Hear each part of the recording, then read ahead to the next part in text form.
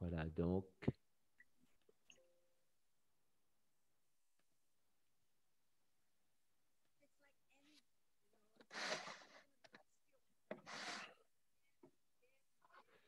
Donc, c'est comme tous les entraînements, vous devez les refaire jusqu'à ce que ça devienne naturel.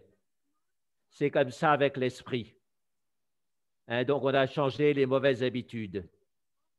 On peut refaire des nouveaux changements neurologiques, les recanaliser. C'est ce que les scientifiques disent. Donc, question de Louis. Si vous dites qu'on a à refaire tout le temps, c'est un processus très long. Daniel Palmo dit non, on a beaucoup de vie pour faire ça.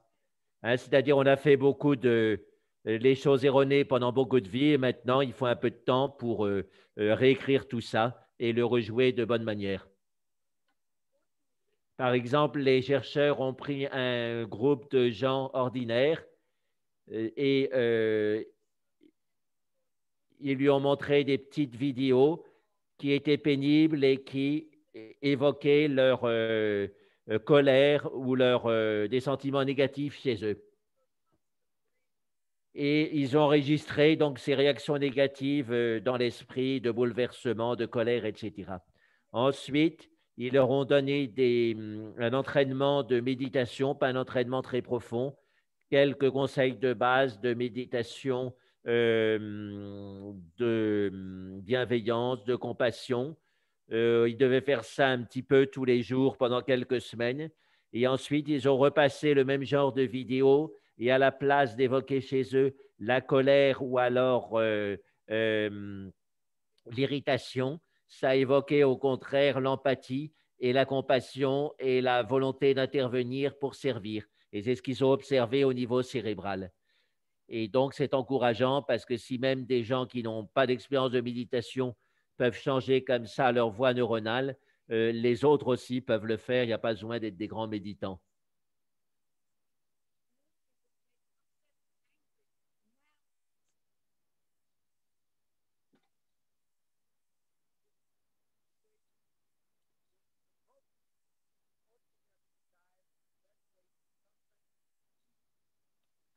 Donc, dans Question de Louis, dans un de vos livres, vous dites que le problème avec les désirs ordinaires, c'est qu'ils nous trompent tout le temps.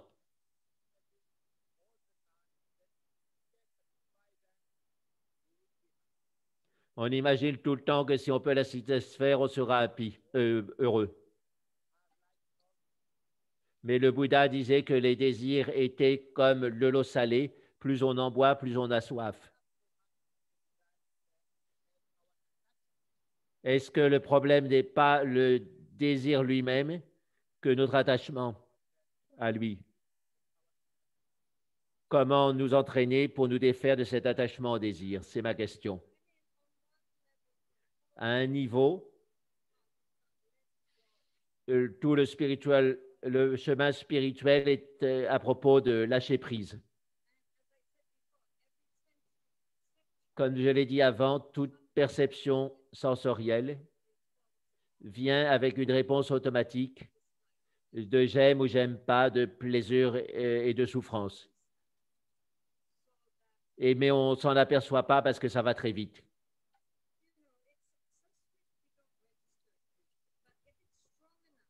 On ne l'enregistre pas, mais si c'est assez fort à ce moment-là, ce sera clair qu'on veut le plaisir, qu'on ne veut pas la souffrance.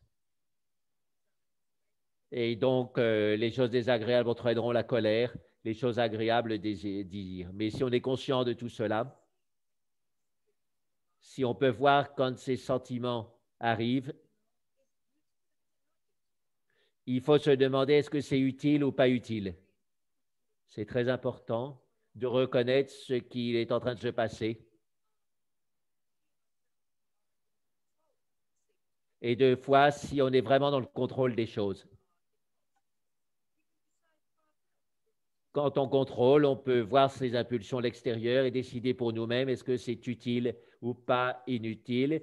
Et si c'est inutile, ben on ne suit pas. Et comme ça, on est libre. Et on ne pense pas cette naïveté que croire qu'avoir plus de désir, plus de satisfaction des plaisirs nous rendra heureux. C'est comme ça qu'on peut dire que les désirs sont de l'eau salée. Regardez en Occident. On a tellement de choses à consommer par rapport au siècle précédent. On a le confort par rapport aux périodes d'avant. On vit comme des rois et pourtant on est particulièrement frustré. On est bouleversé. Ça ne se finit jamais. Et il y a un moment, il faut dire, OK, on laisse tomber, on laisse aller.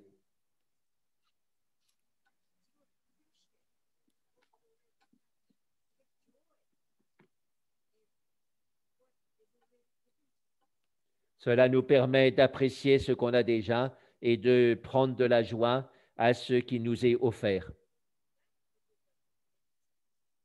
Voilà une manière pour la satisfaction intérieure, pas l'accumulation des objets.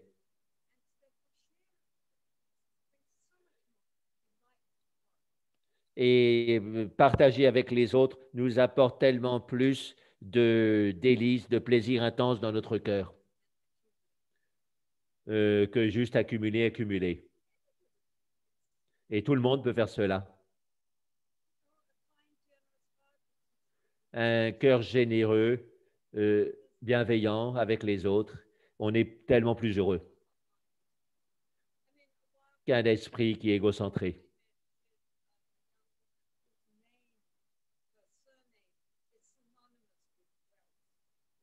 Et donc, j'ai rencontré une jeune femme dont son nom de famille est synonyme avec un nom de grande fortune aux États-Unis. Quand elle a dit son nom, j'ai tout de suite compris qu'il y avait vraiment beaucoup, beaucoup d'argent dans sa famille. Mais je ne dis pas son nom par discrétion.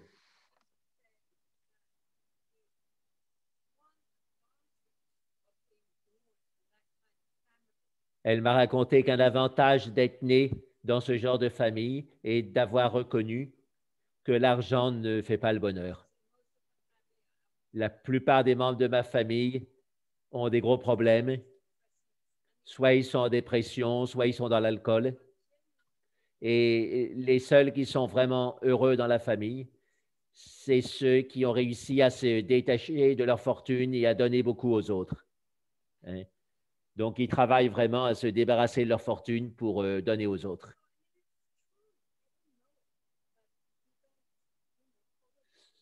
C'est vrai, nous savons tous cela, mais on ne suit pas quand même ces sages conseils.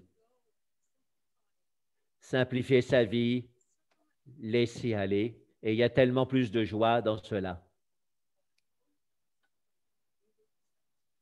Plutôt que désirer et accumuler de plus en plus et espérant qu'on sera satisfait. Mais c'est jamais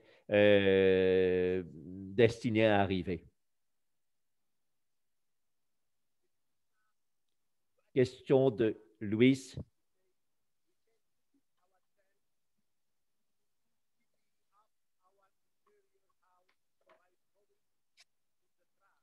Vous dites qu'on peut nettoyer notre propre maison en mettant à la poubelle ce qui est inutile. Donc, comment pratiquer ça?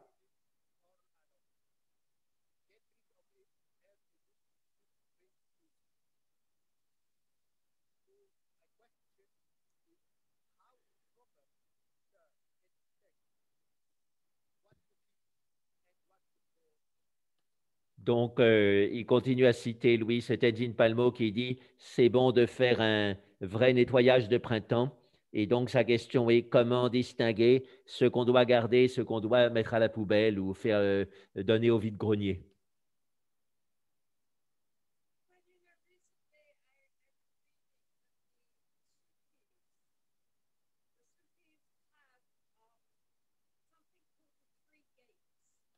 Récemment, j'ai lu que les soufis avaient quelque chose qu'ils appelaient les trois portes.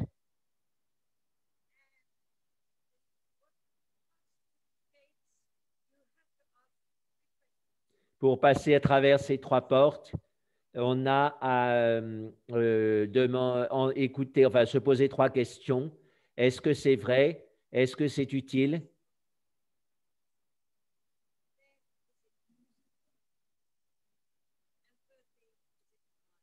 Et troisièmement, est-ce que c'est bienveillant? Il y a tellement de nos pensées et de nos désirs qui ne répondent pas à ces trois critères. Pas vraiment. Ils sont ni vrais, ni utiles, ni bienveillantes.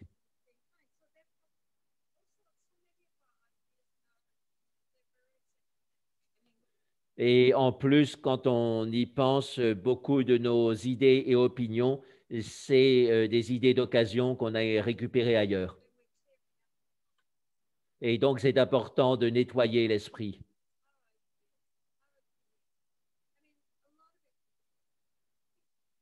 Et tout ça, on l'a eu, enfin, ou beaucoup de ce qui est en nous, on l'a eu des autres, et c'est important de pouvoir se nettoyer de tout cela.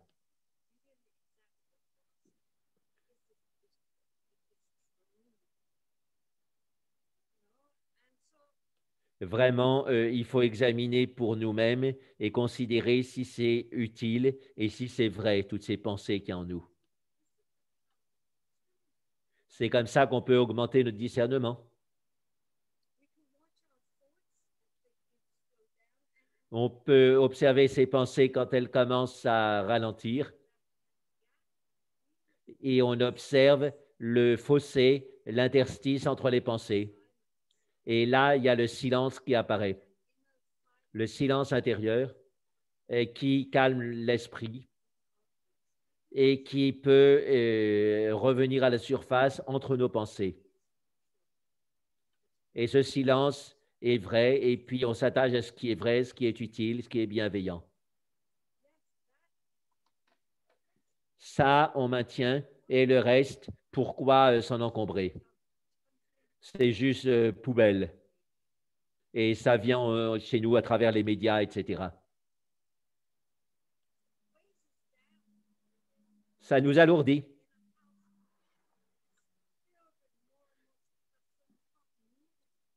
C'est comme une maison qui est encombrée de plus en plus de choses. On peut même plus se déplacer à l'intérieur.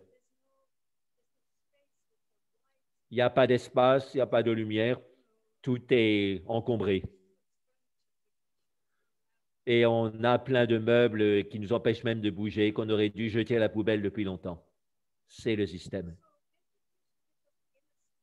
La méditation nous donne un espace intérieur.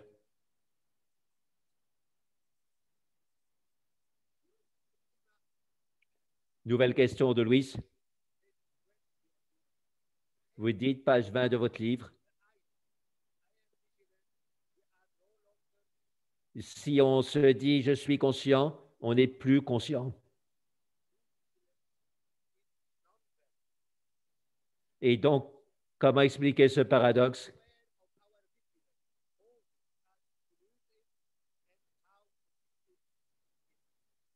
Donc, est-ce que être conscient de notre vigilance nous amène à la perdre et à ce moment-là, comment se débrouiller avec ce paradoxe?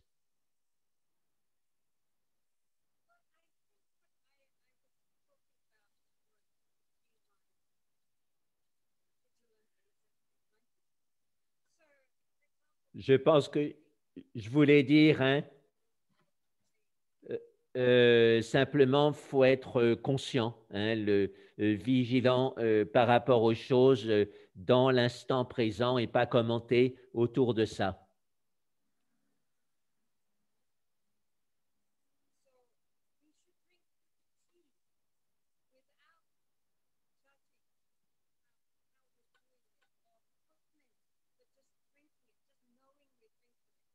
Quand on boit du thé, par exemple, on ne doit pas juger la manière dont on boit le thé ou commenter, mais juste le boire.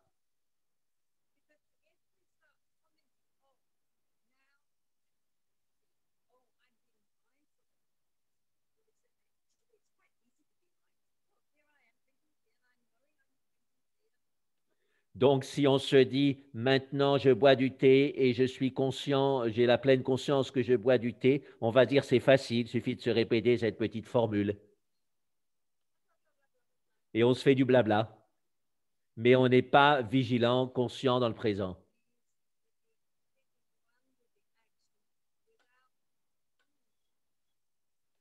Être conscient, c'est être un avec l'action qu'on est en train de faire sans commenter à son propos. Simplement savoir,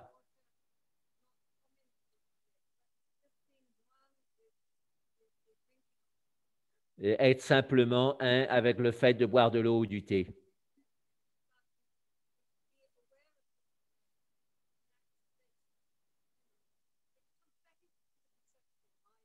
Même si on essaie de jouer à être conscient d'être conscient, ça devient un jeu mental et intellectuel de nouveau. Donc, ce n'est pas une bonne voie. Simplement, il faut travailler la vigilance pure et simple.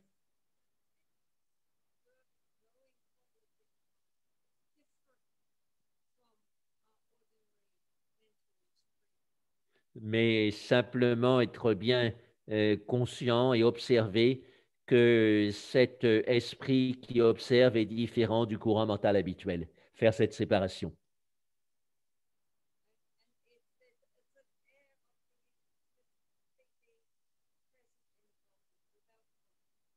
Et donc, c'est une manière d'être complètement présent dans le moment sans commentaire.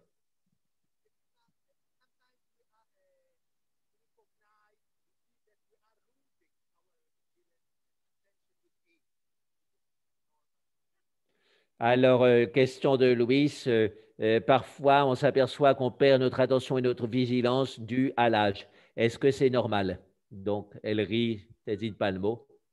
Elle dit, c'est pas normal. Ça n'a rien à voir avec l'âge.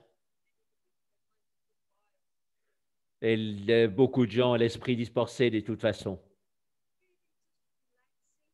Il faut vraiment se relaxer. Mais si on est trop tendu en se disant, il faut absolument que je sois conscient, à ce moment-là, on bloque le processus. C'est comme une menace. Mais si on est très relaxé,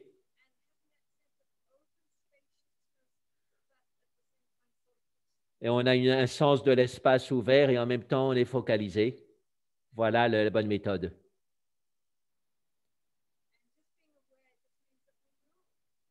Et donc, pas se demander est-ce que je suis vigilant d'être vigilant, simplement connaître. Et on permet, on autorise notre esprit à se reposer dans ce fait pur et simple de connaître, de savoir, d'être conscient. Question de Louis. La vigilance, l'attention, la concentration, est-ce que ce sont des mots synonymes? Ce sont que des termes. Hein? C'est difficile de savoir. Les termes classiques en sanskrit sont différents. Donc, il y a un problème de traduction aussi. Il faut revenir à l'original sanskrit ou tibétain.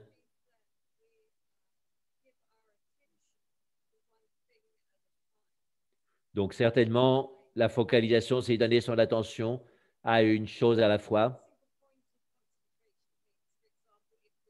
C'est ce qu'on appelle la concentration focalisée, par exemple, sur son souffle. On oublie tout le reste. Plus on est capable de se reposer sur ce point unique, sur cet objet unique, mieux on sera intégré à cette méditation. Jusqu'à finalement, on fusionne avec l'objet de concentration.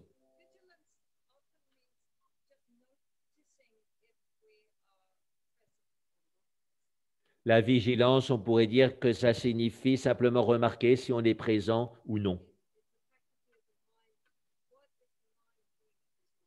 C'est une faculté de l'esprit qui nous permet de savoir ce que l'esprit est en train de faire en ce moment.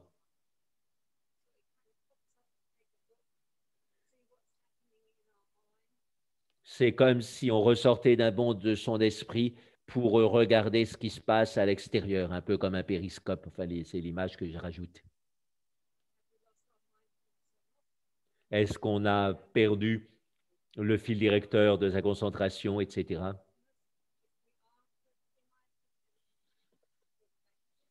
Et donc, si on est dans la conscience, on c'est bien. Et puis, à ce moment-là, on peut se relaxer de nouveau. Mais si on s'aperçoit qu'il y a beaucoup de distractions, il faut rester très vigilant et en alerte.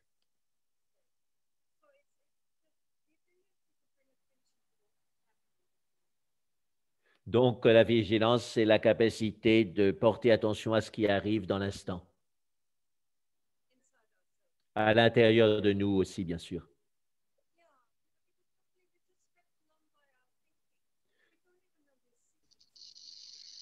D'habitude, on est emporté par nos pensées. On ne sait même pas qu'on est assis quand on est assis. Et quand on marche, pareil, l'esprit part partout et n'est pas dans la marche. On ne sent pas qu'on touche le sol. Notre mental est d'habitude piégé dans le passé où il est anxieux par rapport au futur. Et on n'est pas dans le ici et maintenant. On rate ça. Autre question de Louise Yachunma. Vous dites dans un de vos livres, derrière la cacophonie,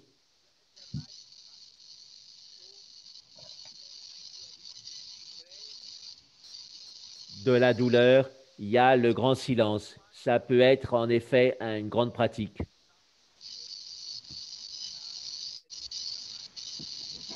Donc, comment faire pour aller au-delà du bruit de la douleur pour parvenir au silence sous-jacent?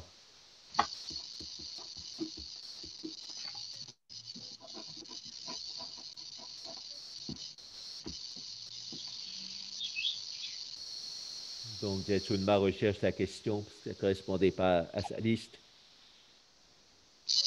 Oui, elle la retrouve.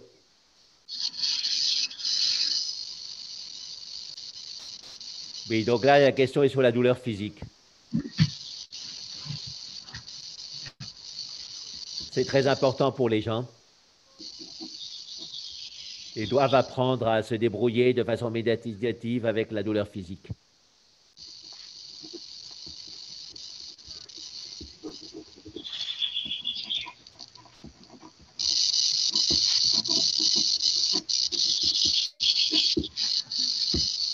Donc, Tenzin Palmo retrouve ses notes pour cette question.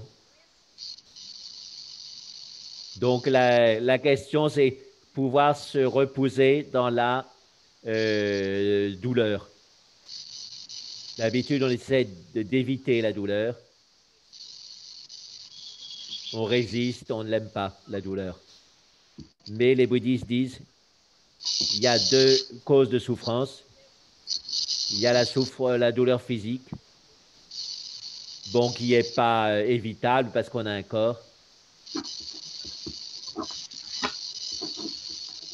Bon, bien sûr, on peut prendre des calmants,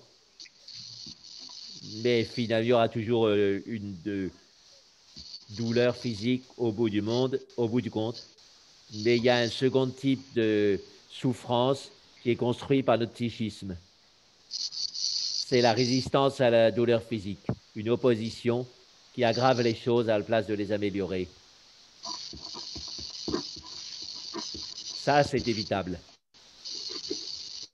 On n'est pas obligé d'en passer par là.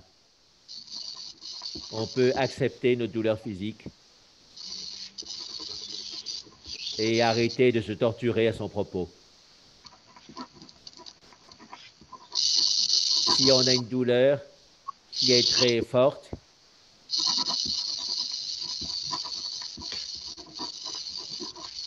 on peut l'utiliser à la place de la fuir comme support très fort de notre attention, sans la juger. On l'observe telle qu'elle est.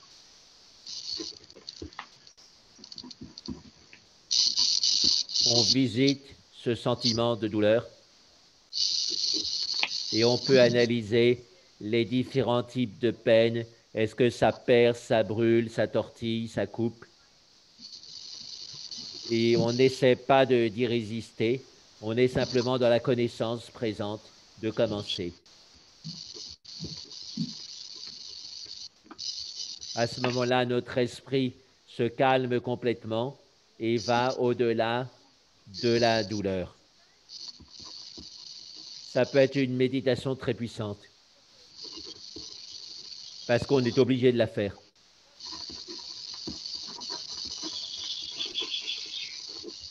Mais d'habitude, on serre les dents quand on a la douleur et ce n'est pas la bonne attitude. Il faut relaxer et observer les choses telles qu'elles sont. Donc, remarque de Louis, ben, c'est parce qu'on a peur de la douleur et Tenzin Palmo répond exactement.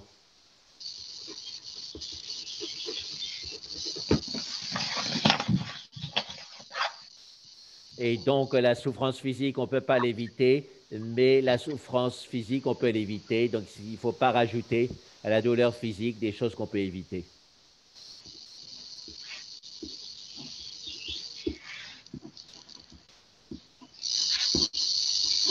Si l'attitude vis-à-vis de la souffrance physique et l'acceptation et le fait de l'utiliser comme une pratique à ce moment-là, c'est bon.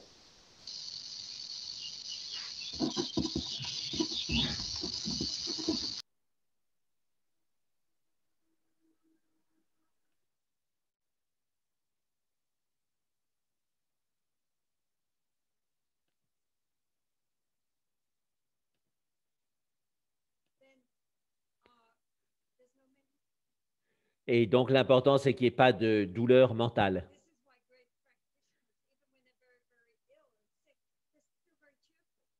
C'est pourquoi les grands pratiquants, même quand ils étaient très malades et atteints par des troubles, étaient très joyeux. C'était leur esprit qui était au-delà du corps. L'esprit ne souffre pas.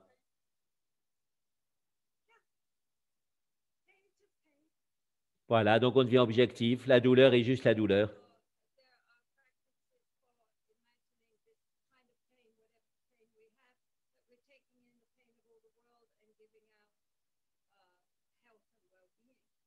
Et donc, il y a aussi ces pratiques de prendre et donner, quelle que soit la douleur qu'on a. On prend la douleur de tous les êtres qui ressemblent à notre douleur et on leur renvoie de la santé.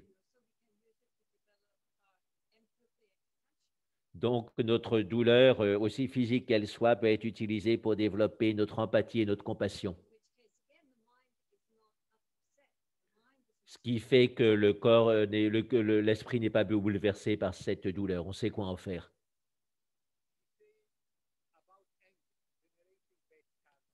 Donc, une nouvelle question de Louis sur la colère qui engendre du mauvais karma.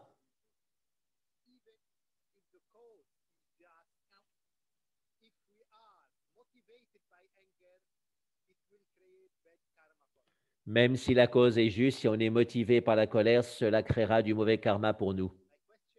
Ma question est,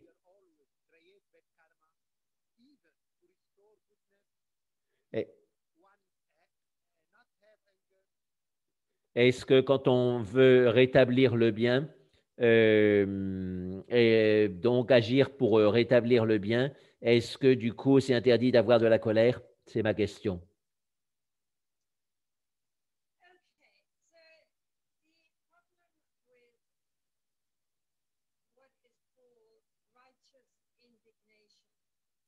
Donc c'est tout le problème de la colère juste.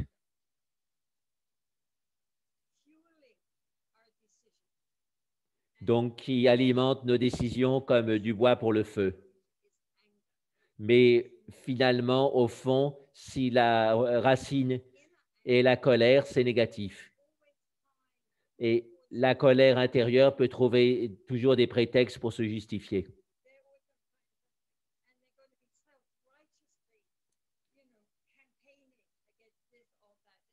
Et donc, on peut faire des campagnes contre ci ou ça avec beaucoup d'orgueil. Il y aura toujours des causes ou des injustices contre lesquelles lutter de façon agressive. Il y a tellement de choses qui ne vont pas dans l'esprit, dans le monde.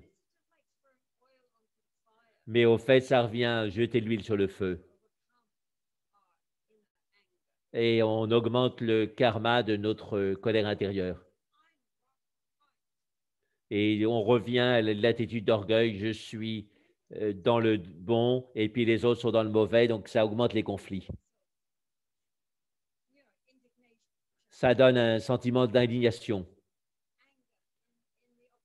Et ça fait des effets de boomerang dans tous les sens. Comme on pourrait dire, ça fait monter la mayonnaise. Donc, il faut se méfier des colères justes, qui est apparemment juste. On crée des conflits et des oppositions.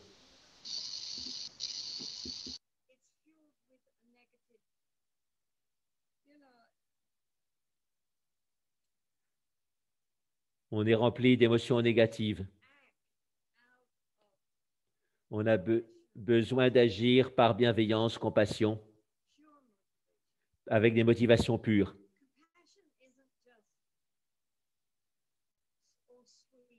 La compassion n'est pas simplement douce, sucrée. La compassion peut être très puissante et se manifeste parfois de façon furieuse.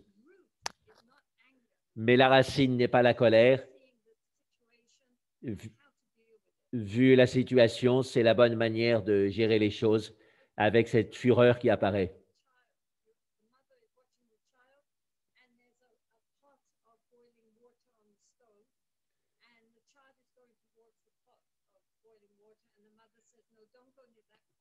Donc, prenez l'exemple.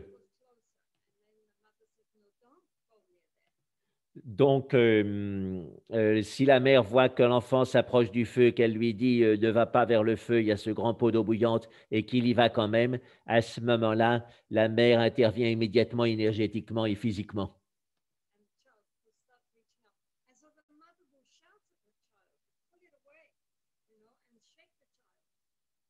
Et donc, la mère va crier sur l'enfant, le retirer et le secouer. Elle ne fait pas ça par colère contre l'enfant, mais au contraire, c'est par compassion, parce qu'elle voit son ignorance. Et c'est lui éviter qu'il se blesse lui-même.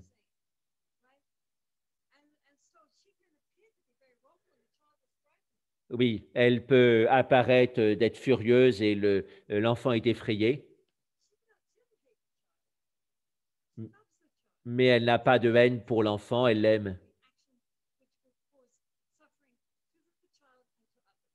Parce qu'elle évite une action qui entraînera la souffrance pour l'enfant et pour les autres.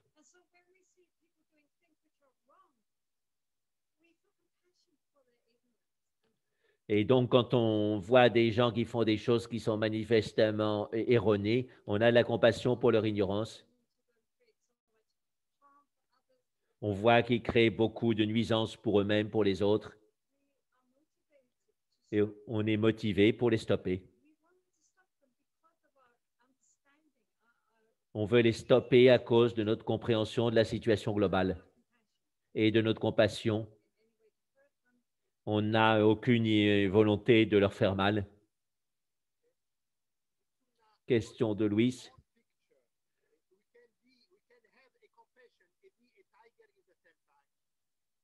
Et donc, selon votre compréhension, est-ce qu'on peut avoir de la compassion et être un tigre en même temps? Parce que vous avez conseillé d'être un tigre. Donc, Tenzin Palmori. Dans le Tantra,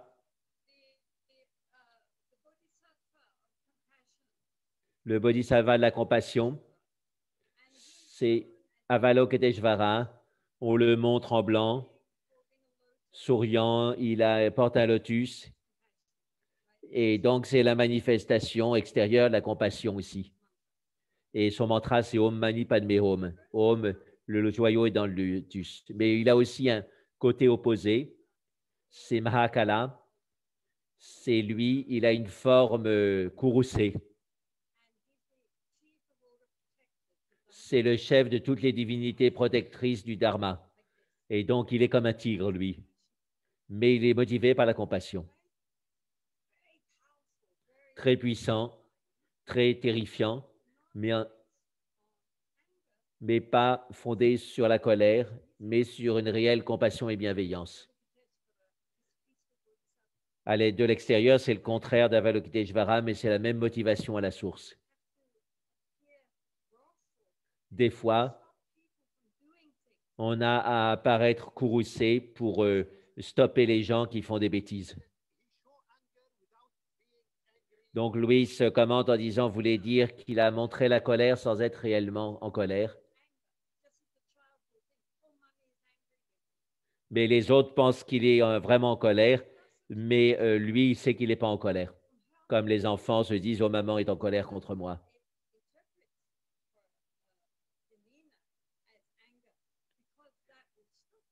Oui, l'enfant ou celui qui fait des erreurs, il comprend que l'autre est en colère et c'est ça qui le stoppe.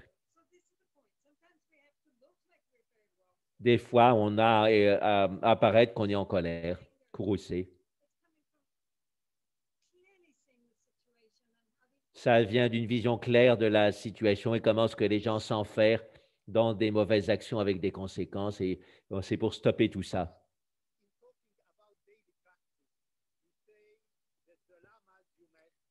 Autre question de Louis en parlant de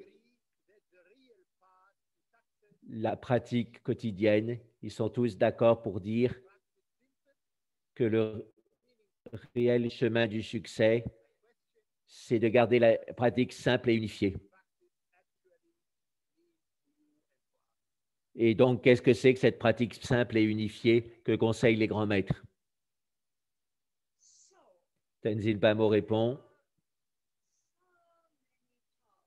il y a tellement de chemins spirituels, tellement de pratiques spirituelles qui sont disponibles pour nous de nos jours, plus qu'il n'y en a jamais eu.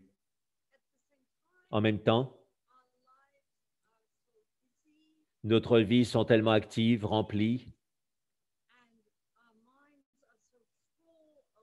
notre esprit est tellement plein de toutes sortes de choses que ça fait une grande tension.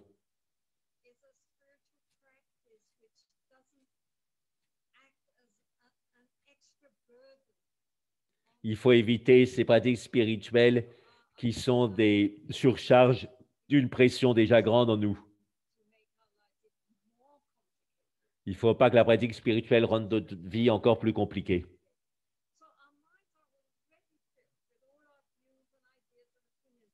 Nos opinions sont remplies de toute opinion, de toutes les poubelles de ce qui vient des médias.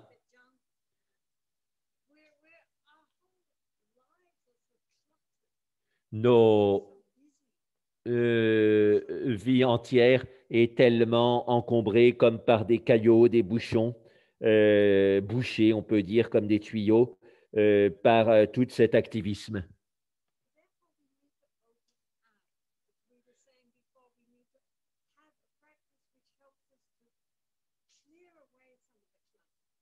Et donc, on a à s'ouvrir, on a besoin de pratiques qui permettent de déboucher ce qui bouche. Faire de l'espace à l'intérieur, faire de la place, plutôt qu'additionner des complications sous prétexte de pratiques spirituelles. Donc,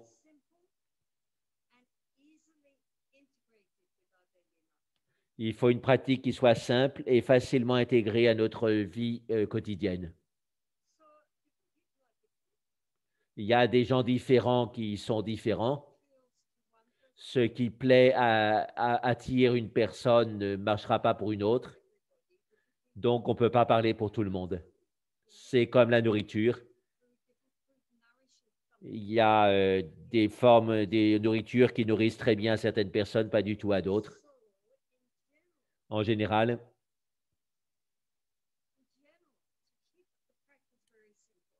Garder la pratique très simple est important. On essaie de cultiver une conscience vigilante, une présence dans notre vie et dans notre pratique. Et aussi l'ouverture du cœur dans tout ça est très importante. Être plus généreux, plus patient, c'est très simple. Mais la chose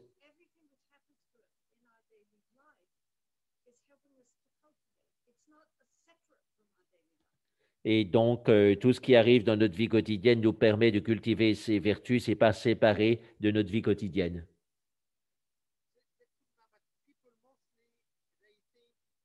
Question de Louis. Donc, les gens rêvent de pratiques intensives comme vous avez travaillé dans votre grotte. Et comment donc passer à la pratique au quotidien? Bien sûr, si vous avez la chance de faire une retraite, ça aide beaucoup. Si on doit s'entraîner pour devenir un musicien, évidemment, il faut avoir des bons instructeurs, mais aussi énormément de pratique. Il faut consacrer le plus de temps qu'on peut à la pratique. Pareil pour le sport, c'est dans toutes les matières comme ça, il faut y passer du temps afin d'être compétent. Donc, en méditation aussi, c'est bon d'avoir une pratique quotidienne. Et quand on a la chance de pratiquer plus, de faire des retraites, ben les faire. Et donc, la retraite, le grand cadeau que ça nous fait, c'est qu'on peut être unifié avec sa pratique. Et ça, c'est fondamental. Et ensuite, ça permet de mieux prendre sa pratique dans la vie quotidienne. Hein? Travailler à transformer notre esprit dans le quotidien, moins coléreux, moins avide, plus patient, moins égocentré, avoir une vocation pour aider les autres plutôt qu'être centré sur soi, présent aux autres.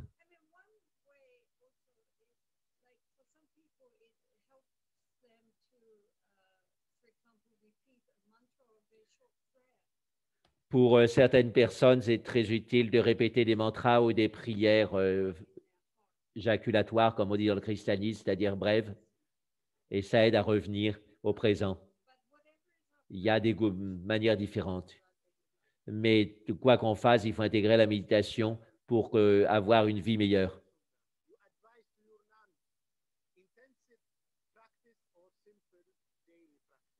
Donc, Louise rebondit en disant, dans votre monastère, est-ce que vous demandez de vos religieuses des pratiques intenses ou alors des pratiques simples? La plupart des religieuses chez nous, des moniales, sont des étudiantes. Elles étudient la philosophie bouddhiste, mais elles font aussi des rituels tous les jours et une demi-heure de pratique de shamatha tous les jours, chiné en tibétain. Maintenant, dimanche prochain, donc c'était dimanche dernier, il y a 2 jours, enfin même, elles vont commencer la retraite de la saison des pluies qu'elles font pendant 2 mois. 2 mois de silence.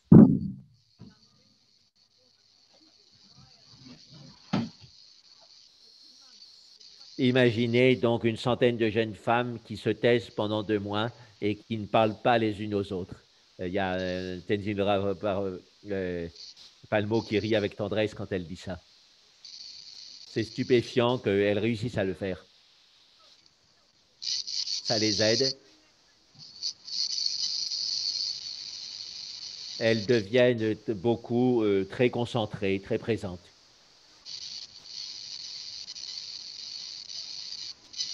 Je les encourage à être attentives, pleines de conscience pendant la journée. Bon, ça reste des jeunes femmes. Hein. Et il y en a certaines, c'est même des filles. Hein, c'est même pas des jeunes femmes. Mais au moins, elles s'exercent dans ce sens. Elles pratiquent. Ce sont des bonnes filles. Elles s'entraînent. Louise, Louise demande à Jetsunma à propos de son conseil de faire de la vie quotidienne elle-même une pratique. Donc, il le cite. Si on n'utilise pas sa vie quotidienne comme une pratique,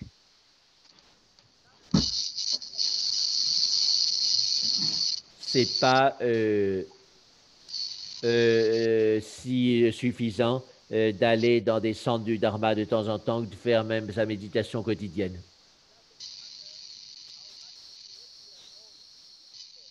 Quelle que soit la quantité de connaissances intellectuelles qu'on ait absorbées. Et quelle que soit l'intelligence avec laquelle on enfin, qu'on comprend ces concepts. Ça, ma question est, comment la vie quotidienne, qui souvent se passe automatiquement, comment peut-on la transformer en un chemin spirituel? Bon, c'est ce dont on a parlé finalement pendant tout cet entretien.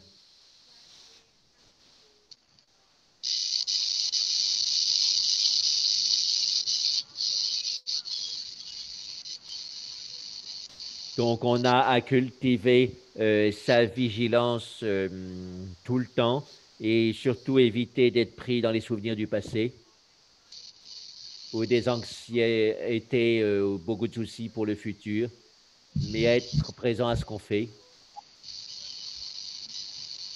Ce qu'on fait, ce qu'on fait.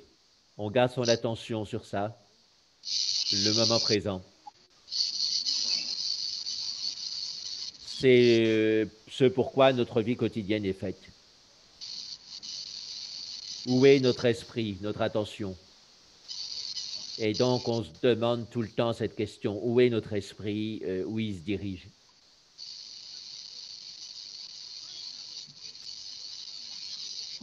Et donc, autant qu'on peut s'en souvenir, qu'est-ce que mon esprit fait maintenant? Qu'est-ce qu'il pense? Et aussi, prêter attention au corps, ramener l'attention au corps quand on est en marche, quand on est assis. Ça aide beaucoup. Si on est stressé,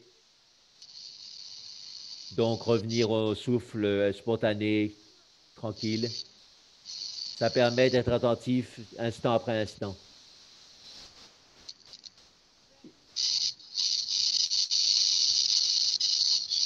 Et quelle que soit la personne qu'on rencontre, on reconnaît cette,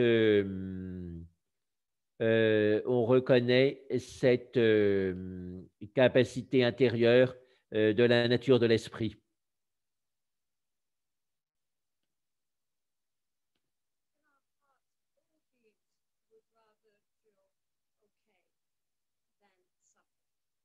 Et donc, dans son cœur, on comprend que tous les êtres humains sont comme nous et ils préfèrent se sentir OK plutôt que souffrir. Personne n'a envie d'empirer. Tout le monde a envie d'être dans un sentiment meilleur. On a tous ça. Et donc, souhaiter du bien aux autres, tout simplement. Même s'ils sont mal polis, s'ils sont indifférents, du fond de notre cœur, on leur souhaite d'aller bien. On cultive la générosité, sincèrement, la patience, même quand les circonstances ne sont pas faciles. Et tout ça est une pratique pour nous. Et dans ce sens-là, notre vie quotidienne devient notre pratique.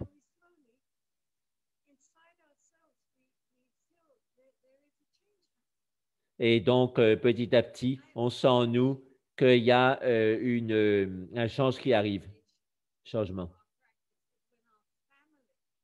Et un bon signe de progrès dans notre pratique, c'est quand notre famille dit, eh bien, quelle pratique tu fais parce que tu t'améliores.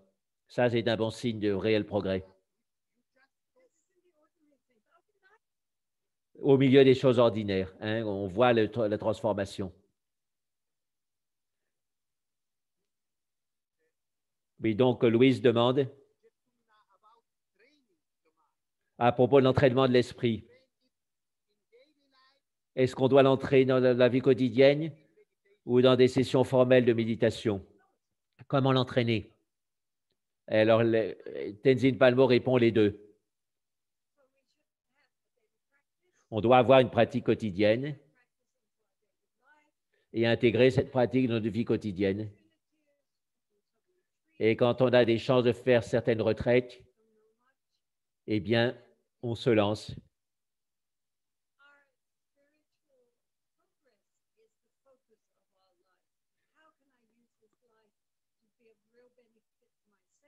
Et comme ça, le progrès spirituel devient le centre, le foyer de notre vie. Et on se demande comment est-ce que je peux utiliser cette vie pour m'améliorer, pour progresser spirituellement. Quel est le sens de tout ça? Et comment est-ce que je peux être utile à tous les autres? C'est le but de la vie. Progresser afin d'être plus utile pour le monde.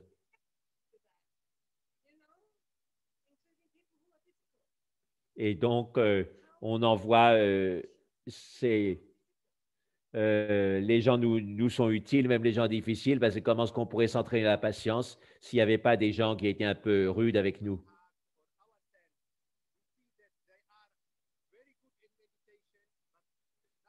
Oui, il y a des gens qui sont très bons en méditation, mais pas bons dans la vie quotidienne. Et à l'inverse, il y en a qui sont très bons dans la vie quotidienne, mais on a l'impression que leur méditation n'est pas bonne.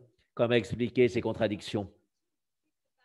Tenzin Palmo dit il est bon de garder l'équilibre entre la pratique et s'arranger pour que la pratique irradie, soit radieuse dans notre vie quotidienne. C'est comme si on est dans un temple, une église ou un centre du Dharma. On a une posture parfaite, une méditation qui semble jolie. Et quand on revient dans sa famille et on n'est pas gentil, pas sympa avec les gens, donc ça, c'est une contradiction, c'est pas juste.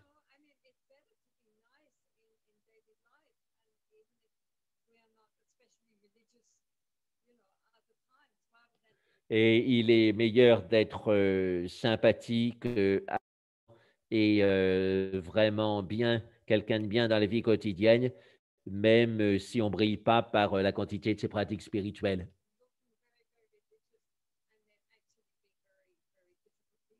Oui, plutôt qu'être bigot et dans sa vie quotidienne être quelqu'un de difficile, très difficile à vivre. Mais le meilleur, c'est de faire à la fois les pratiques spirituelles et une vie quotidienne juste. Les deux se soutiennent.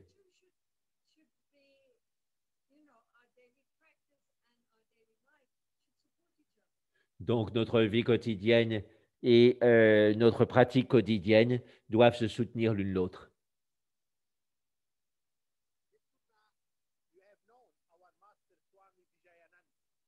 Chetsunma, vous avez connu notre maître Vijayanda. Pouvez-vous nous dire quelque chose à son propos? Maintenant que ça fait 11 ans qu'il a quitté son corps. En fait, je ne peux pas dire je connaissais très bien Swami Vijayananda. Je l'ai rencontré simplement à des occasions très rares. Donc, je ne suis pas la personne pour parler de lui en profondeur, mais j'ai une très bonne impression de lui quand je l'ai rencontré, effectivement. C'était quelqu'un de sincère et cohérent. On sentait qu'il était unifié avec sa pratique, sa sadhana spirituelle et qu'il était authentique. Il avait une grande intégrité. Et ce que j'aimais bien chez lui, c'est qu'il avait un très joli sens de l'humour. Et il aimait rire. Et ça, c'est une bonne indication d'avancement spirituel.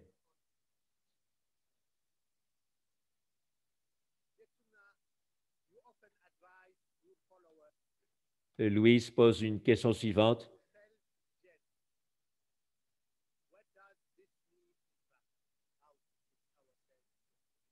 de se pousser gentiment, push yourself gently en anglais, de se pousser avec douceur. Qu'est-ce que ça signifie pour le pratiquant?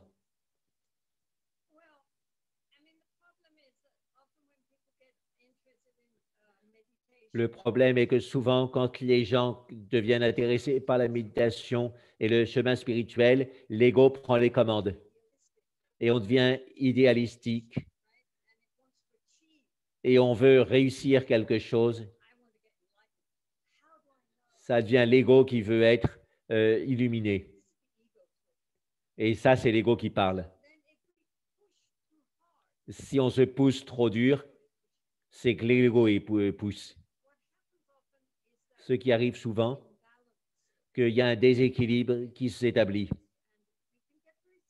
Et on peut être tombé très malade parce qu'il y a trop de stress.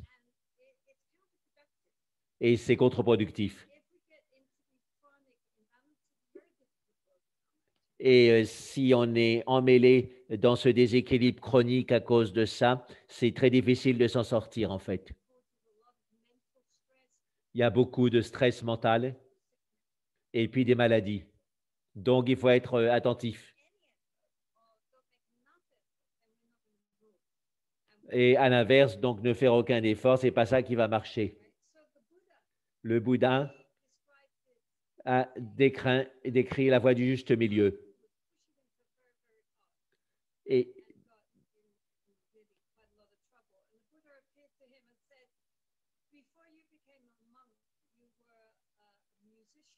donc, il avait un moine qui allait trop dur avec sa sadhana et il s'est trouvé qu'il était un musicien auparavant. Donc, le Bouddha lui a rappelé ça. Avant d'être moine, tu étais musicien.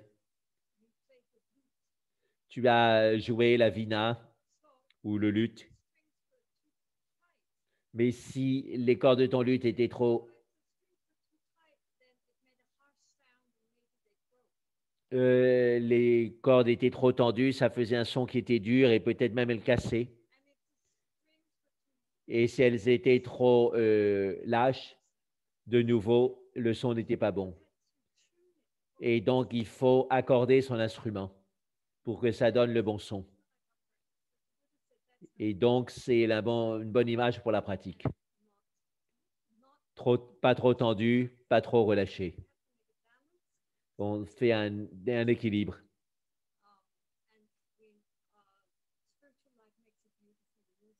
Afin que notre vie spirituelle puisse produire une musique qui soit belle. Au début, c'est bon de garder nos sessions plutôt courtes, plus de sessions mais relativement courtes. Comme ça, on ne pousse pas trop. Quand on fait quelque chose, on doit y trouver de la joie. Ça ne doit pas être un stress en plus. Et on doit avoir du plaisir à faire ce qu'on fait au point de vue spirituel. C'est pourquoi, quand on pratique, il faut garder nos sessions plutôt courtes pour garder un bon souvenir de ces sessions et avoir envie d'y revenir, de recommencer. Et donc, si on y va trop fort, à ce moment-là, donc,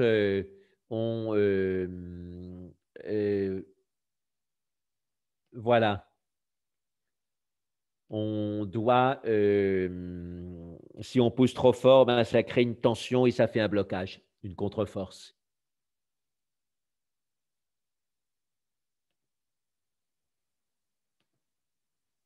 Il n'y a plus que 13 minutes hein, d'interview. Voilà, donc on va terminer.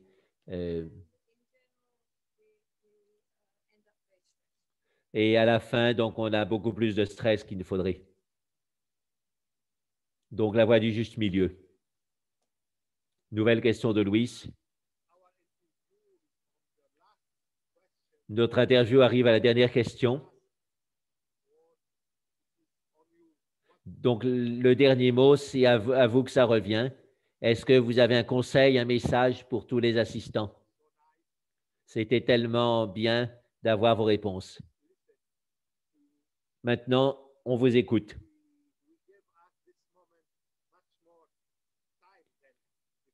Et vous nous avez donné beaucoup de temps que la première fois. Et donc maintenant, nous attendons votre dernier message pour les amis et toute cette assemblée qui vous écoute en ce moment.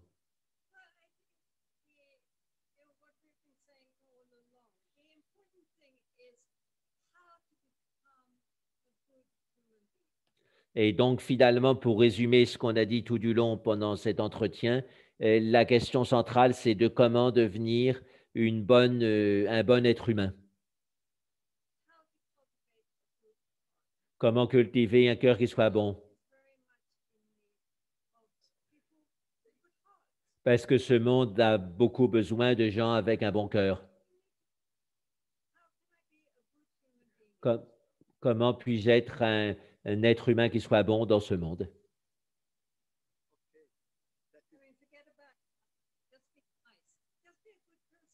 Donc, on peut oublier pas mal de choses, mais simplement être quelqu'un de bien, une bonne personne, cultiver la bienveillance, la compassion, être plus présent aux autres.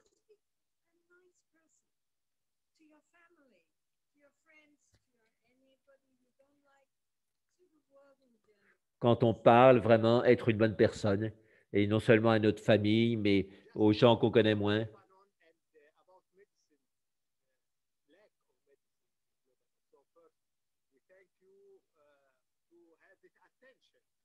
Oui, donc Louis, c'est content que Getchunma ait eu ces nouvelles du Liban et ait trouvé quelque chose de positif au Liban en ce moment avec ce site qui distribuait des médecines gratuites pour ceux qui en avaient vraiment besoin.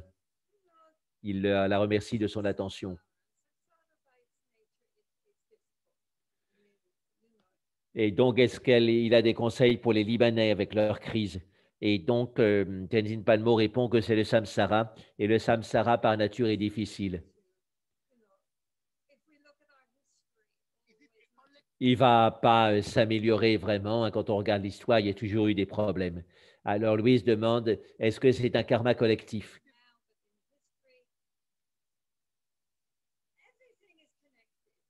Donc, tout est connecté. Les êtres humains sont connectés. Les situations collectives sont créées par des êtres humains individuels.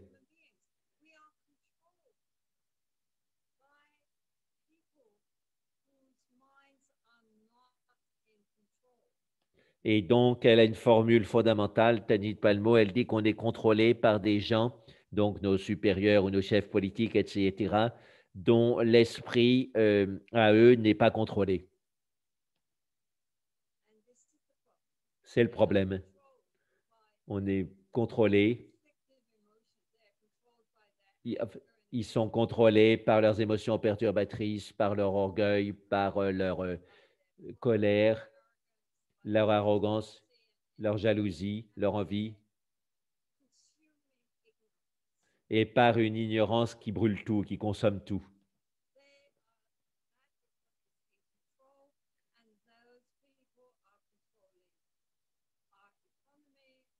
Et donc, c'est ce qui contrôle leur esprit, et malheureusement, ces mêmes personnes contrôlent notre économie, notre politique et le monde en général, le business.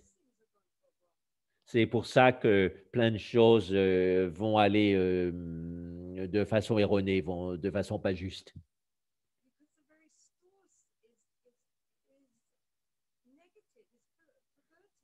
Parce que la source même de tout ça est négative, elle est pervertie.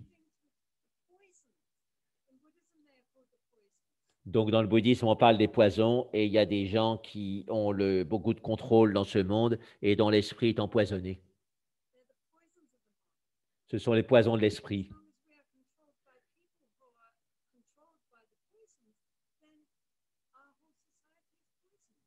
Et donc, tant qu'on sera contrôlé par des gens dont l'esprit est contrôlé par des poisons, notre société tout entière sera empoisonnée.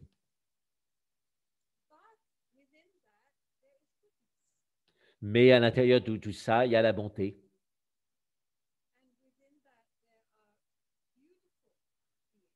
Il y a des êtres qui sont très beaux.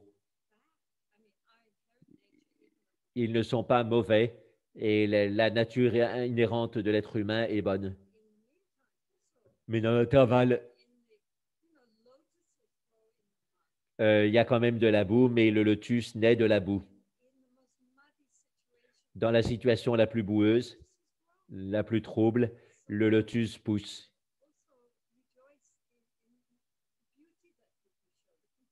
Ayez de la joie, réjouissez-vous dans la beauté, dans la bienveillance, la compassion dont font preuve un certain nombre de personnes. La générosité qu'ils montrent, leur absence d'ego. C'est très beau.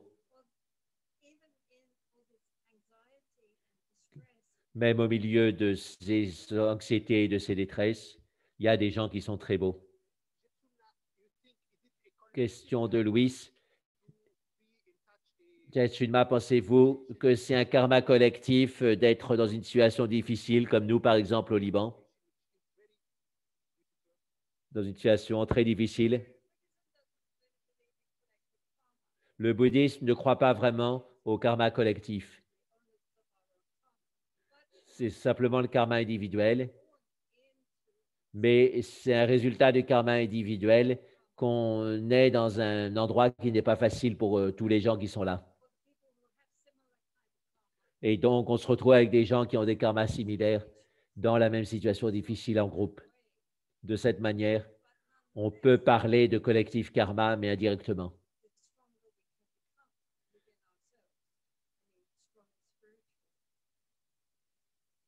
Mais ça nous permet de devenir plus forts spirituellement. Si on était dans un environnement tout le temps paisible, on s'améliorerait et ce ne serait pas aidant du point de vue spirituel.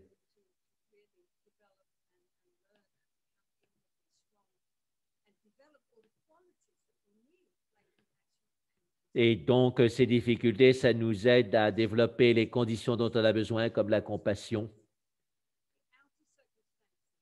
Et donc, les circonstances extérieures ne dépendent pas de nous, mais comment est-ce qu'on les utilise, ça dépend de nous.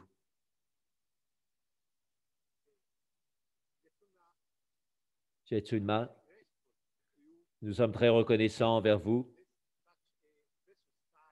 d'un temps aussi précieux.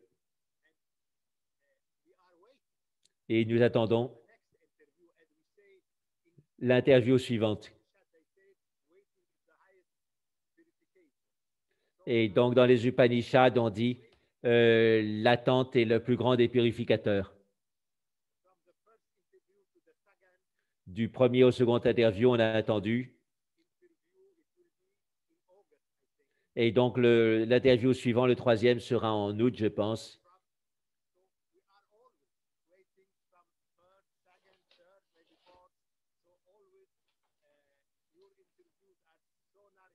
Donc, cette attente entre les interviews est quelque chose de très nourrissant en soi parce que les interviews eux-mêmes sont aussi nourrissants.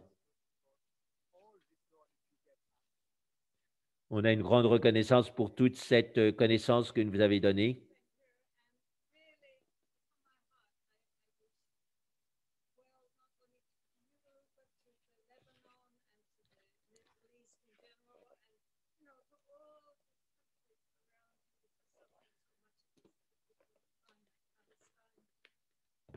Donc, du fond de son cœur, elle souhaite au Liban et puis à tous les pays autour qui s'ouvrent tellement en ce moment que ça aille mieux.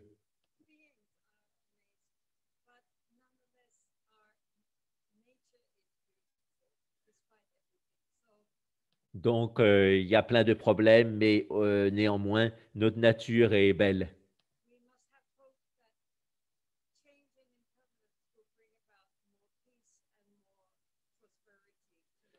Donc, on doit avoir l'espoir que les changements qui sont inhérents à la permanence, cette fois-ci, aillent dans le bon sens et apportent plus de paix et de prospérité à votre région dans le futur. Voilà, puisque tous les êtres heureux. Voilà, donc on a terminé la traduction là de Tenzin Palmo. Voilà, donc peut-être un petit moment pour si vous avez envie de témoigner de choses à propos de cet enseignement, voilà, donc on peut se remettre en galerie pour que chacun puisse s'exprimer comme il veut. Donc, on va écrire la seconde moitié de l'interview. Alors, la première, je vous l'envoie. Donc, regardez maintenant votre chat. Et puis, je vous envoie les deux dossiers, la transcription en anglais et la traduction française, donc la première moitié à peu près. Voilà, donc.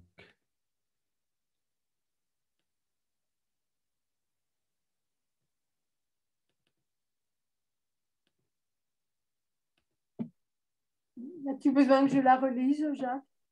Alors, oui, ça fera. Tu peux relire déjà cette partie, puis il y aura la seconde moitié qui arrivera. Okay. Voilà. Dans le chat. Alors, donc.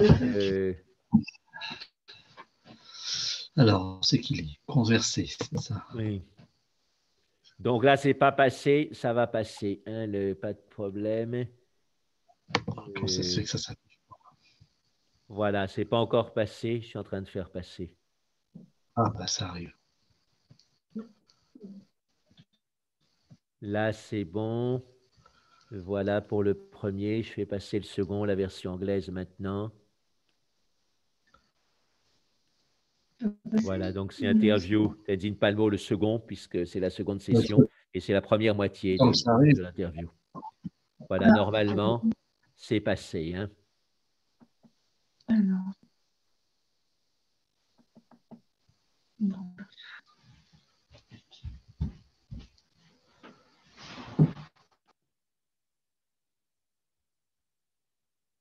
N'hésitez pas à ouvrir vos vidéos.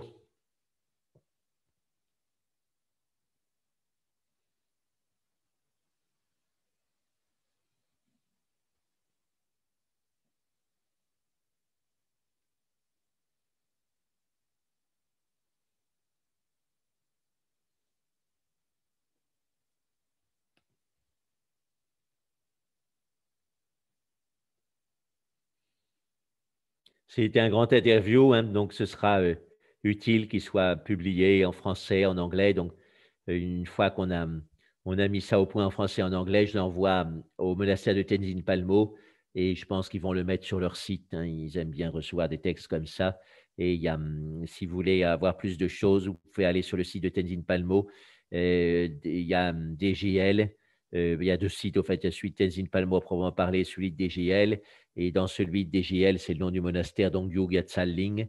À ce moment-là, il y a DGL Teaching, une partie du site. Et là, ils ont beaucoup de transcriptions des enseignements de Tenzin Palmo. Ils ont une partie de vidéo aussi. Donc voilà, il y a pas mal de choses qu'on peut trouver.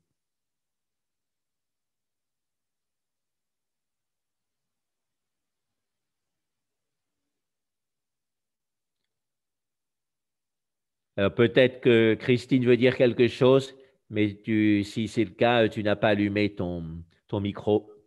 Tu l'as envoyé 2 fois en français, là. J'ai envoyé 2 fois en français. Oh. D'accord, donc je renvoie en anglais, pas de problème. 1 minute alors. Donc, participants. Voilà.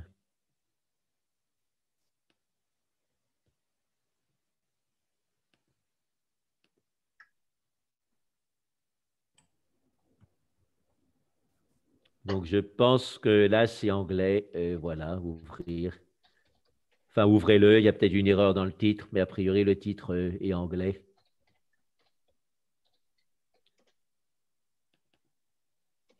Je vérifie. Oui, c'est ça. Donc, vous avez la version anglaise aussi. C'est bon.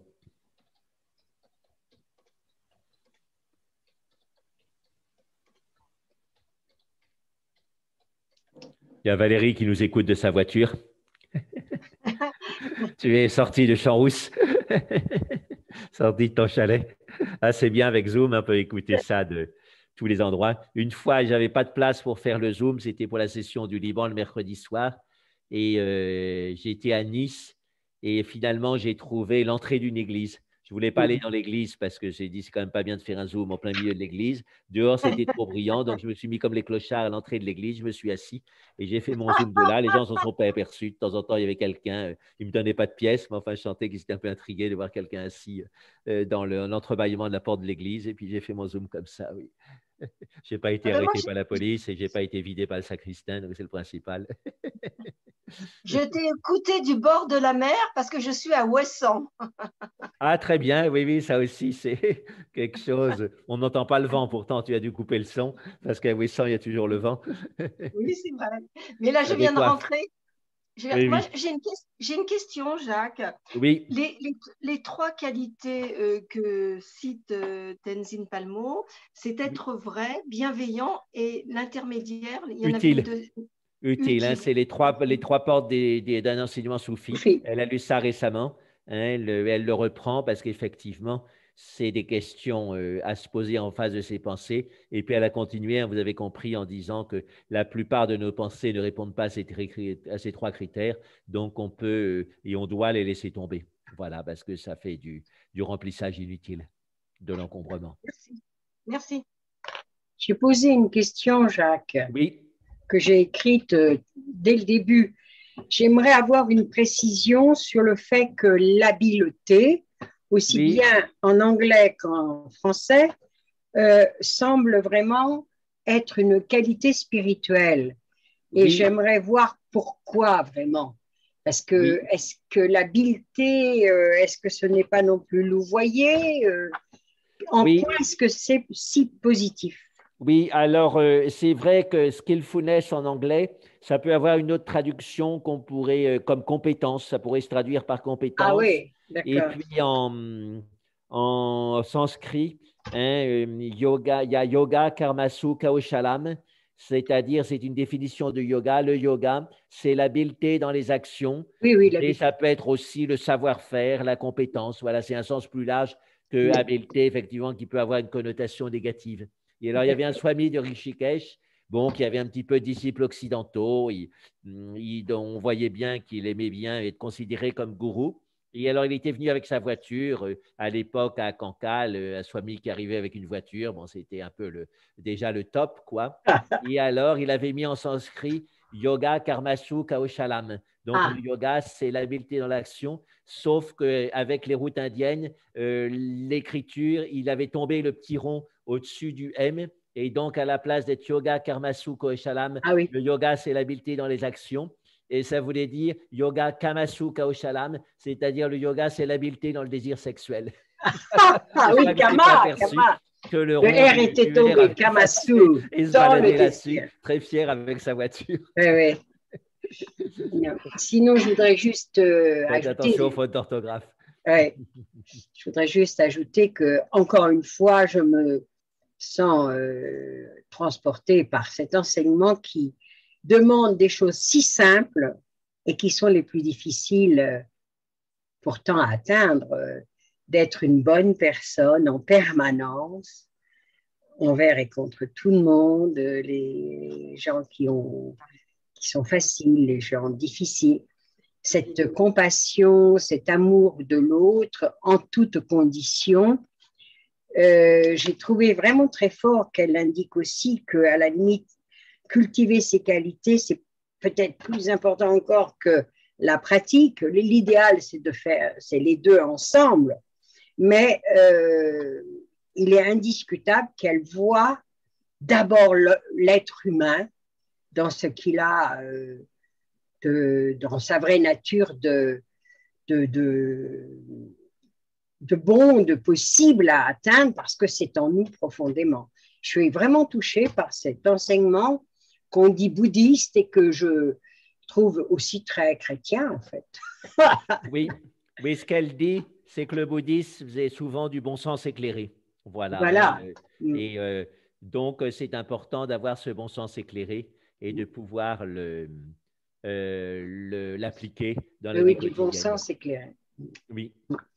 Enlightened, common sense. Enlightened, c'est plus qu'éclairé, hein, ça peut vouloir dire illuminé au Oui, sens oui. spirituel, hein, du bon sens illuminé par la lumière spirituelle, mais quand même du bon sens aussi. Merci beaucoup à tous. pour cet éclairage. Oui, Bonjour, j'ai une question aussi. oui, Thibaut. Bonjour, bonjour à tout le monde. En fait, Tenzin Palmo, elle disait qu'en fait, on a beaucoup de vie et qu'il ne faut pas se mettre la pression. Oui, Mais dans les enseignements, il est aussi dit qu'en fait, c'est très rare d'avoir une vie humaine et qu'il faut se mettre la pression finalement. Donc,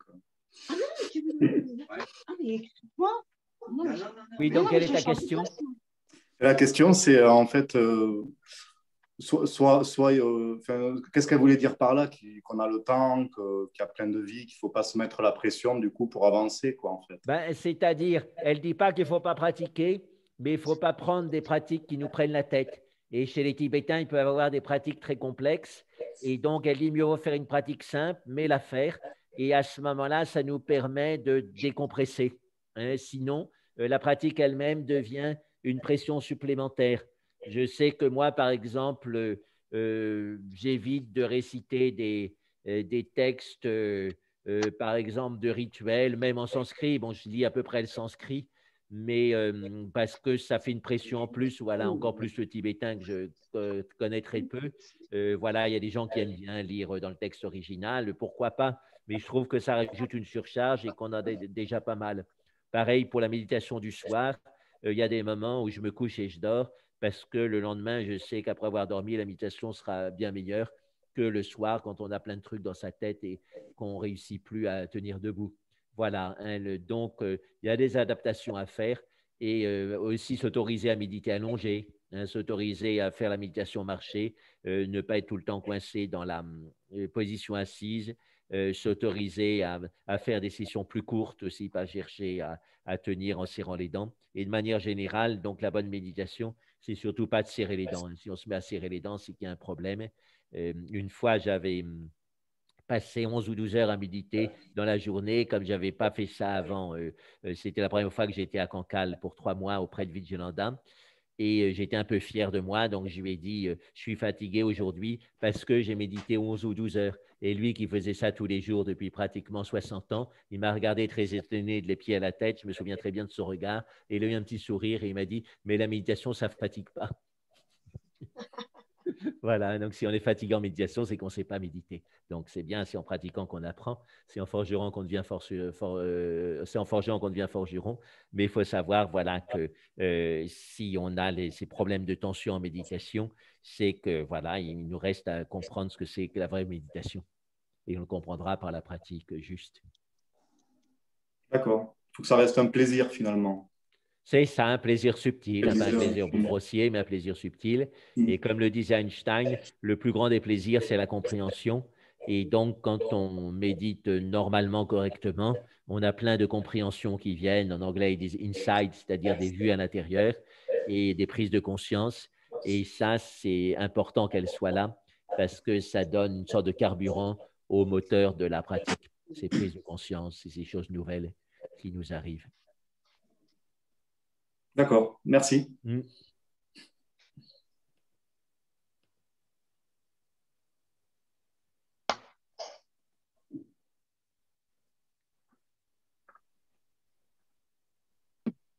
On peut rappeler peut-être que le prochain rendez-vous, c'est le 11 août. Alors, c'est le mercredi, je crois que ça tombe le 12, je viens de vérifier. Voilà, enfin, c'est juste dans 2 mois, quoi. Toujours le mercredi. Non, c'est le 11, vous avez raison, oui, c'est ça. Voilà. Donc, ce sera la troisième interview. Pardon, oui, le 3e interview, oui. Oui. Est-ce que tu ne pourrais pas faire une traduction simultanée, directe, pendant qu'elle parle, au lieu de faire ce système-là d'une deuxième fois, qui est plus scabreux, plus difficile? Ben, je crois que c'est quand même bien pour ceux qui parlent un minimum l'anglais d'être vraiment présents dans ce qu'elle dit, même si on ne comprend pas tout. Et puis après, pour ceux qui veulent, là, ben, tout le monde n'est pas revenu. Il y en avait qui avaient compris la dernière fois. Et donc, on refait ça. Et puis, bon, la prochaine fois, on essaiera ce sera les vacances, on essaiera d'avoir une traduction complète, comme ça que les gens puissent suivre le texte entièrement. Voilà, hein, Mais là, bon, j'ai pu traduire à peu près en temps réel. C'est très Donc, ça n'a bien. pas trop rallongé les choses. Et alors, par contre, on ne veut pas lui demander qu'elle parle et puis qu'il y ait un traducteur parce qu'elle dirait 2 fois moins de choses. Et donc, ce serait un peu de la perte du temps pour elle et on ne veut pas lui faire perdre son temps. Donc, voilà, on fait ce système. C'est à nous de prendre notre temps pour nous revoir une seconde fois si on a un peu de difficulté avec l'anglais. Bravo à toi pour tous ces tours de force. Pardon? Bravo à toi pour tous ces tours de force au dernier moment. On se laisse porter, oui. Des fois, il ne faut pas être parfait. Hein. Des fois, quand on veut être trop parfait, ça ne marche pas. Mais alors, ce qu'il y a de bien par rapport à une vraie traduction simultanée, c'est quand je sens que je suis dépassé, je lui coupe le sifflet avec mon petit bouton. Et du coup, là, ça me laisse 10 secondes pour rattraper le rythme. Alors qu'effectivement, dans les conférences, les vrais traducteurs professionnels, déjà, il faut bien adapter le son, c'est-à-dire que sa propre voix ne couvre pas la voix de la personne qui parle. Et puis, commencer à parler, même si on ne sait pas le sens de la phrase, tout ce qu'on peut traduire, on le traduit. C'est comme quand on prend des notes. Il faut commencer à noter dès que la personne commence sa phrase, même si on ne sait pas comment elle va la terminer. Comme ça, on reste dans le rythme. Sinon, après, on est dépassé. Voilà, mais c'est bien, ça stimule les méninges. Et puis, ça met dans l'énergie. Mais n'hésitez pas à réécouter avec la traduction l'enregistrement Zoom, parce que ces gestes sont très signifiants. Bon, de temps en temps, on a mis avec Louise Arana, donc il faut remercier aussi Louise Arana, qui a fait assez rapidement la première moitié du séminaire. Louise Arana, elle est américaine de naissance, mais elle a épousé un Français. Elle a été prof d'anglais toute sa vie en France et prof de yoga aussi. Et donc, voilà, elle aime bien traduire ces textes-là. Elle aime bien l'enseignement de Tenzin Palmo aussi. Donc, elle a fait une traduction très exacte. Et moi aussi, j'avais fait une traduction de certaines parties, mais en relisant sa traduction, j'ai vu que j'avais raté des choses. Oui. Et là, par Jacques… exemple, elle disait soap. Elle a parlé de soap à un moment. Et j'ai dit que donc notre vie était comme des bulles de savon. Ah oui. Et elle a entendu mieux. Et ce qu'elle disait, Tenzin Palmo, c'était soap opéra, c'est-à-dire l'opéra savon. Et ça veut dire roman feuilleton ou feuilleton télé. Oui, soap. Donc, Yes. oui, c'était pas vraiment bulle de savon, c'était feuilleton télé. Voilà, que notre mental était comme un feuilleton télé. Il disait des choses peu intéressantes pendant, et c'était indéfini, ça ne s'arrêtait jamais. Est-ce que je peux me permettre, là, tout à l'heure, j'ai trouvé que ta traduction résumée était très, très naturelle, très souple. Je trouve aussi que c'est une excellente façon. Moi, je n'ai pas pu être là mardi dernier. Donc, moi, j'aime beaucoup. Dans la deuxième partie, était plus facile à intégrer, même à noter, etc. Oui. La première partie où on entend, on essaie de comprendre en anglais, on lit en même temps, c'est un peu… moi, je trouve très bien aussi ce que tu as fait, à savoir de résumer l'essentiel. D'accord, oui, oui. C'est vrai qu'aussi, elle a un style oral qui est familial et familier, puis elle est un peu institutrice quelque part. Elle s'occupe aussi d'enfants, d'étudiantes, et donc elle veut que le message passe, donc elle n'hésite pas à répéter. Voilà. Puis en plus, elle a beaucoup de visites individuelles, donc elle redit les choses aux gens. Voilà, elle redit les mêmes choses, mais voilà, hein, quand on est pédagogue, toi, tu as été pédagogue toute ta vie, tu sais que… C'est partie du boulot. Oui, c'est du boulot. Répéter. Oui, professeur. Grammatique. Wiederholen, oui. Yeah. Merci beaucoup. Jacques, est-ce que tu pourrais donner ton avis propre à toi sur ce que Tenzin Palmo a dit concernant le karma collectif? Elle dit que le karma collectif n'existe pas vraiment, c'est avant tout un karma individuel et indirectement qui devient un karma collectif. Pourrais-tu nous donner ta position? Oui, je sais que Vijayananda disait aussi pareil, et lui donnait un exemple de sa propre vie. Hein, il était juif pendant la Seconde Guerre mondiale, donc c'était plutôt chaud. Et il a réussi à donc déjà sortir de la zone occupée, mais en novembre 1942, les Allemands ont envahi la zone occupée. Et comme il habitait près de la mer, près de l'embouchure de l'étang de Berre et de Marseille, donc il y avait beaucoup d'Allemands qui sont venus s'installer là. Et comme il était d'Alsace et qu'il était le seul de tout le coin à parler l'allemand, il était invité régulièrement par les officiers allemands, y compris les officiers SS. Et comme il parlait bien l'allemand, il pensait que c'était un sympathisant et essayait de le convertir à la grandeur d'Hitler, etc. Et alors lui, pour les provoquer, il venait avec sa tenue militaire française, parce qu'il avait été officier, donc médecin dans l'armée avant la défaite. Donc, il venait avec son uniforme et donc il parlait entre militaires amicalement. Voilà. Et donc, c'était quand même chaud comme système. Il avait changé son nom parce qu'il s'appelait Abraham Jacob Weintraub. Et donc, il avait dit que ses papiers, son extrait de naissance avait été détruit par les bombardements de la mairie de son lieu de naissance et s'était refait faire un état civil en mettant Adolphe Jacques Weintraub. Et donc, les officiellement, quand ils voyaient qu'il s'appelait Adolphe, ça marchait. Il y avait des réflexes conditionnés. Il faisait avec Hitler en le voyant. Et voilà, donc il n'a jamais été pris comme juif parce que sinon, c'était la déportation immédiate. Et alors, il dit que lui, donc c'est vrai que pour beaucoup de juifs, y compris surtout les 6 millions qui sont morts dans l'Holocauste, et puis les autres qui ont dû s'enfuir dans des conditions catastrophiques dans les pays libres, la Seconde Guerre mondiale était un très mauvais karma, mais il dit pour moi, c'était un très bon karma parce que ça m'a habitué à faire attention. Il gardait une petite mallette avec de l'argent liquide et le minimum vital pour sauter par la fenêtre de derrière si la Gestapo venait l'attraper par devant. Parce que la fenêtre de derrière, il avait sans doute pris sa maison pour ça aussi, donné sur le maquis directement, donc il pouvait disparaître dans la broussaille de jour comme de nuit, avec sa petite valise et le minimum vital. Et donc, il nous a dit que c'était une période donc, où son attention avait été très stimulée, sans doute plus que quand il était paisiblement dans l'Himalaya, où là, il ne risquait pas grand-chose. Et donc, voilà, il y a des karmas qui semblent collectifs, mais à l'intérieur du karma collectif, il y a des gens qui peuvent s'en servir pour évoluer. Et en plus, ça lui a donné le détachement nécessaire pour devenir swami en Inde. Voilà, parce qu'il a vu que la société occidentale, ce n'était pas le rêve, surtout pas pour les Juifs. Et certainement, ça l'a poussé à devenir renonçant en Inde, à sortir de toutes ces histoires juifs, musulmans, chrétiens, etc., et qui ont mené à l'Holocauste. Voilà, donc il a réussi aussi, ça l'a poussé au renoncement. Voilà, alors une autre question que je lui ai posée par rapport au karma collectif, je lui ai dit, mais vous avez été assez rapidement dans une méditation intense. Il était déjà dans la méditation intense à partir de 1951. Il s'est d'abord promené pendant 19 mois avec Mananda Mayi, donc là c'était avec Ma, mais ce n'était pas la méditation intense. Puis après, il a pris la méditation intense et je lui ai dit, mais ça ne vous a pas obsédé ces histoires d'Holocauste quand vous étiez tout seul dans l'Himalaya, 8 ans d'ermitage. Et il m'a dit non, parce que c'était le passé. Et quand on est ermite, on est dans le présent.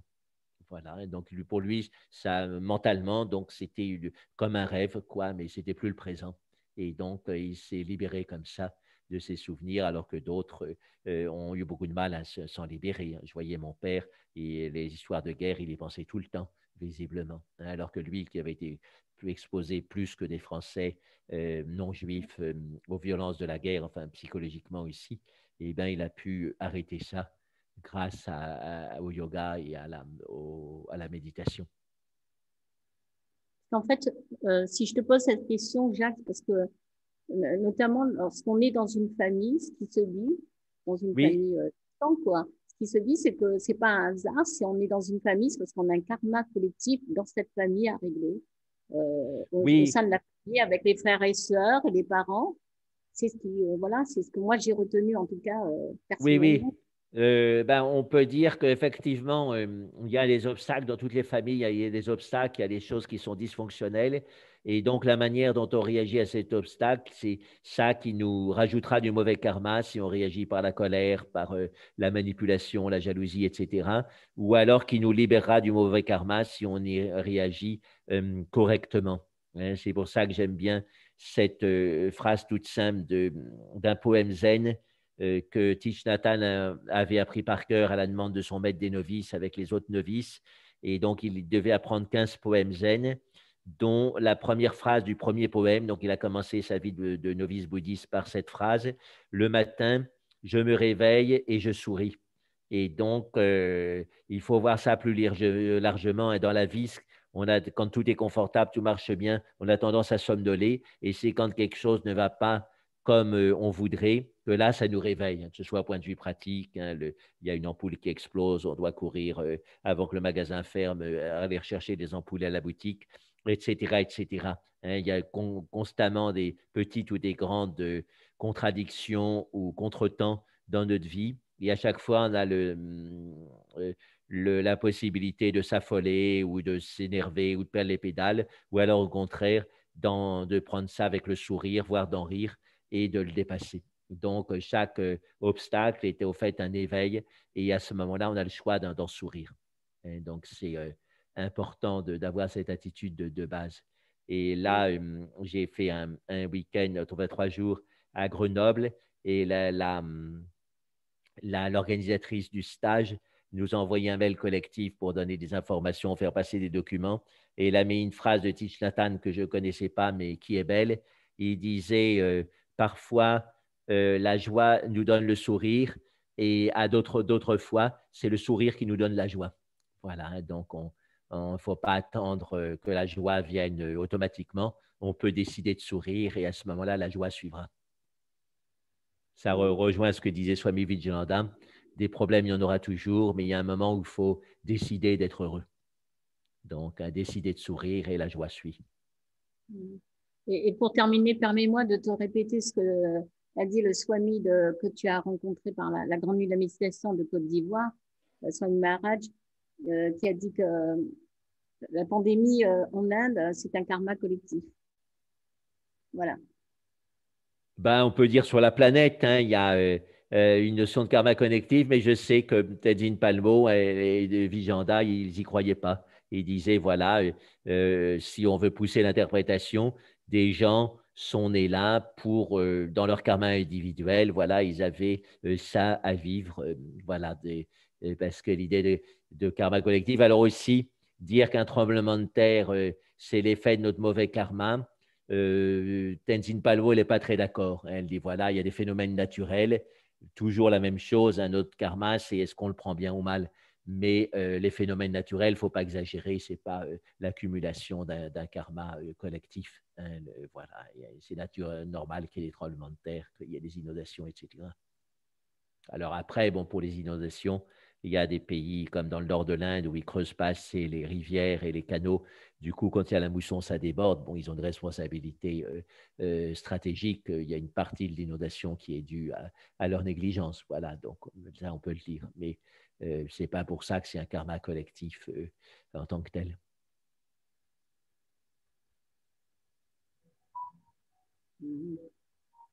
Ok, merci. Alors, donc, un message de Nicole Archambault. Donc, elle rappelle, oui, les dates du stage de Nantes avec Andreas Freund, qui était parmi nous là ce soir, qui habite à Bordeaux, mais il va venir à Nantes. Donc, du lundi 5 juillet 15h, accueil au vendredi 9 15h. Voilà, prolongation optionnelle du 4e jour. Et on peut lui laisser notre mail et il reste une place. Voilà, bon, ben, il y aura sans doute aussi des désistements, il y en a toujours, donc on peut prévoir un peu plus largement avec une petite liste d'attente.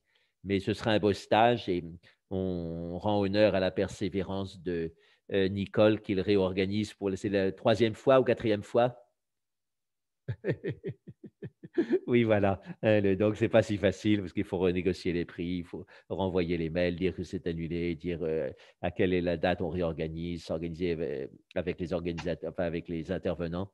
Voilà, donc pour nous, ce n'était pas un grand problème. Il suffisait de changer les dates pour Andreas et moi, mais pour Nicole, c'était tout le travail d'organisation. Il y a 2 places encore. Hein. Je viens d'avoir un désistement. Je ne cherchais plus du tout, mais malheureusement, c'est un problème grave là pour quelqu'un. Oui. J'ai tout de suite dit OK. Et alors, il y a une Marie-Françoise Oustric qui demandait cela. Ah ben voilà, oui, elle peut le lire. Ouais, d'accord. C'est pour ça que j'ai mis mon mail, mais je ne la voyais pas apparaître. D'accord, oui, oui. Voilà, donc le lieu est magnifique, véritablement paradisiaque. C'est un château de Salonge. Oui, et on a une cour carrée intérieure avec la chapelle privée qui nous fait, ça dépend d'un château, mais nous on a même la chapelle, la cour carrée, toute la plaine et l'étang, enfin c'est magnifique. C'est très très bien aménagé Normalement, ils font des mariages là-dedans. Et je suis une des premières à vouloir faire autre chose que des mariages. Et je peux vous dire que